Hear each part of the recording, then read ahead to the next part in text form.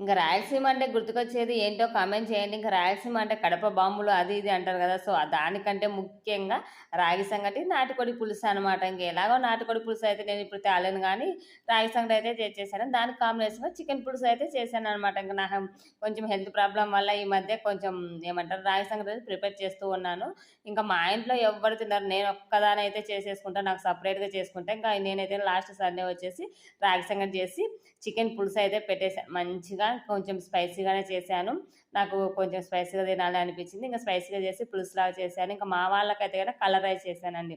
మా ఇంట్లో ఎవ్వరు తినరు. ఇది చూసి మా పాప ఇట్లా గూడా తింటావా మమ్మీ అనింది.